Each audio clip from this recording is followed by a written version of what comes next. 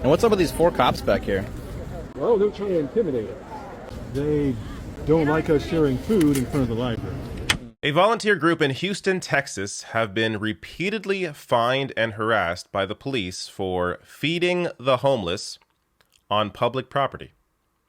So, in this video, I will show you a couple of clips they put out on TikTok. I will also get to a news report that covered this about a month ago, and then I will get to the obvious solution here.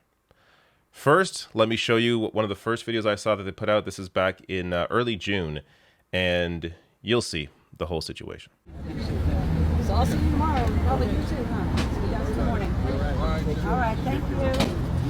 Okay. Can you explain to us what just happened?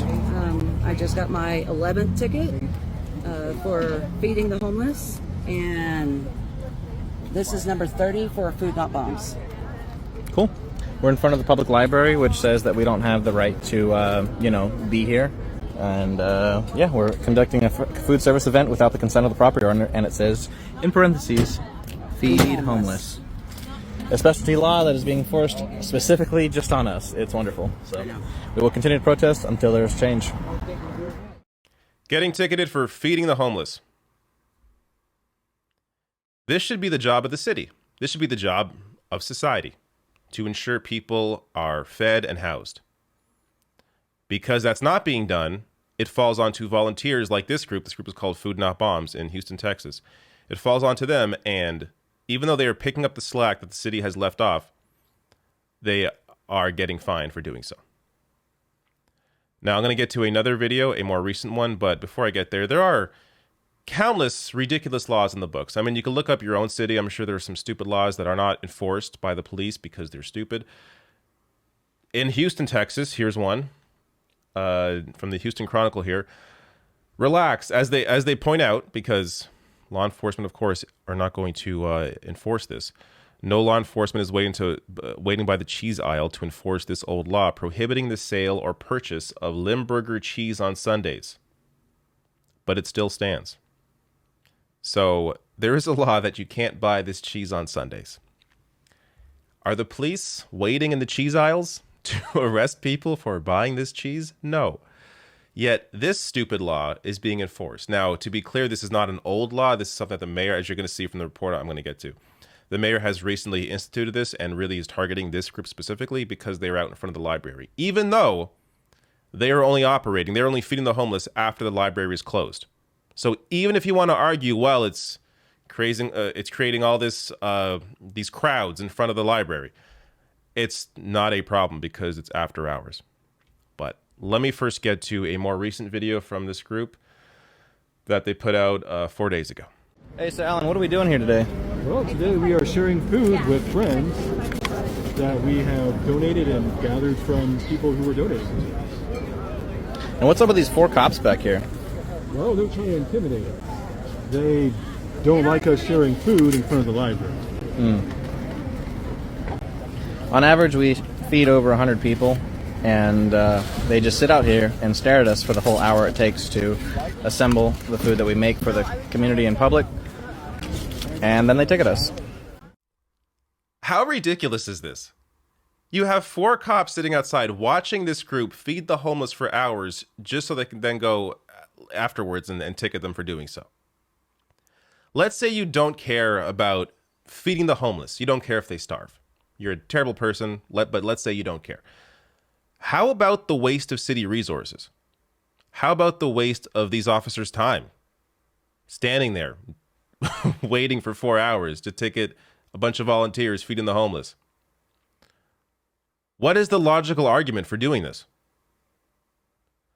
So I'm going to get to the report from ABC 13 in Houston, then I'll get to what one of the clear solutions to all of this, to this problem is.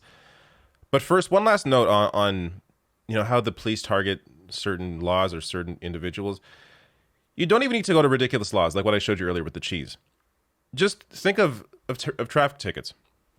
People speed all the time, but police decide what is excessive. Police decide who to target, where to implement, where to institute, or where to enforce various laws.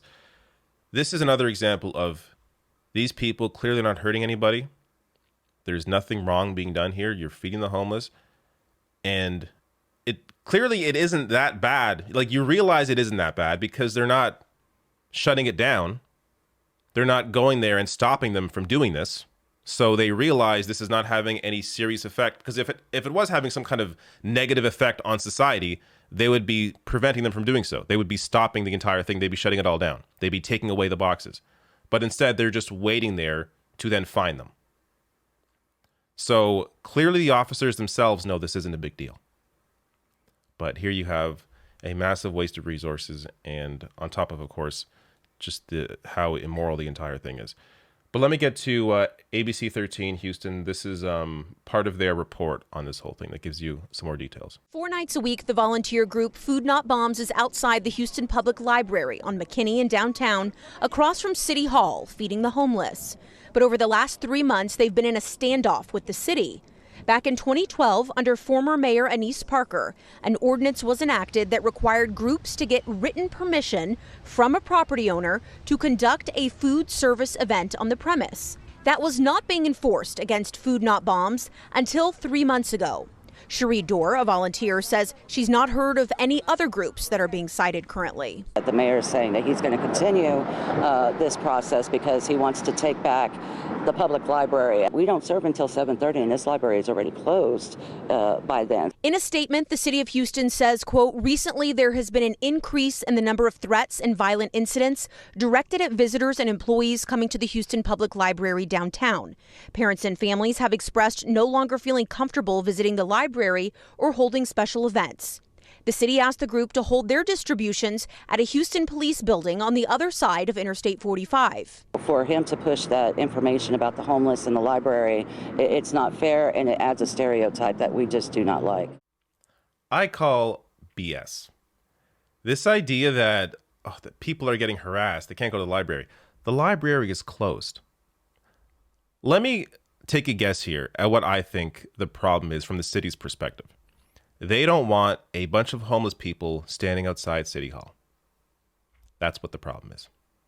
It gives off this fact, this reality that the city, that the mayor is not properly dealing with the homeless problem they have there by them being right in front of City Hall, and they don't want that image in front of the mayor's office. I think that's what this is completely about, because you can't say it's the library when the library is closed. It's about City Hall. Not to mention, because it's City Hall, I'm sure there are, again, from the city's perspective, there are police everywhere. It's City Hall. So if there was, harassing, threats or whatever the hell going on, the police would be there to deal with that. Again, I'm not saying that's the solution, but from the city's perspective, that's what they would be doing. But so that can't be the problem either, because they would have the police there dealing with that. The issue is they don't want the image of homeless people outside City Hall. That's what the problem is here. It's very clear. Now, let me get to what I think the obvious solution, at least part of the solution to all of this is. And we've seen this implemented in several places. I'll get to some of those examples. But housing. House the homeless. That's it. It not only is the right thing to do, but it also, if this is what your concern is, it also saves money. So one example here from McGill, Housing First strategy proves cost effective, especially for the most vulnerable homeless group. So housing homeless people with severe mental illness is even more cost effective than housing people with moderate needs. And by the way, they're both cost effective, but more details here. Canadians spend, so this is a Canadian report, just to be clear, Canadians spend big money dealing with the consequences of homelessness, but the money spent could be far more effective. According to a new McGill-led analysis, housing homeless people with severe mental illness is even more cost-effective than housing homeless people with moderate needs. A Housing First strategy aimed at helping these individuals regain and keep permanent housing generates savings equal to about 2/3 of its cost. Housing First is an approach to addressing homelessness that centers on moving people into housing immediately and then providing additional services and supports as needed. While previous research has shown that Housing First is an effective way to get homeless people's housing and help them keep it, this study published in Psychiatric Services provides the largest evaluation of cost effectiveness of the Housing First approach for homeless individuals with severe mental illness. In Canada, the annual cost to society for persons struggling with both homelessness and severe mental illnesses are high, about $75,000 per year, compared to about $51,000 for homeless people with moderate needs. These costs are often related to health services, emergency shelters, and policing. So this is just one study, one example, but we can... How many times, how many issues, how many studies do I have to show where we know what the solutions are, but the political will to actually implement any of the solutions that we know are going to work is not there? And again, this isn't just studies. We have examples of this working. How Finland managed to virtually end homelessness. Given a place to live, Finland's homeless were better able to deal with addictions and other problems, not to mention handling job applications. So, a whole piece on Finland here. Again, I linked all my sources below the video in case you want to go any deeper into any of these pieces. But from In These Times, doesn't housing everyone seem expensive? It would actually be cheaper than paying for the social services, healthcare, and other costs associated with the homelessness crisis. In fact, Utah's Housing First program has found it saves money by simply providing shelter. Besides the money's there, the U.S. spends several times more on tax breaks and benefits for high-end private developers, worth noting there, than it does on low-income housing. As of 2015, Chicago's City Housing Authority sat on a surplus of $379 million. What's lacking is the political will to treat housing as a right rather than a reward. And last example here, Vienna. You can look up most livable city. Year after year after year after year, Vienna wins. Do you know what Vienna has? Vienna has the largest public housing program in the world. It is the most livable city. What more data do you need? So this is just... Look, it's hard to just put the blame here on, just the mayor or just the cops or whatever it is. The real issue here is that as a society, we have seen housing as a luxury, as opposed to it simply being something that we should all have to be able to survive.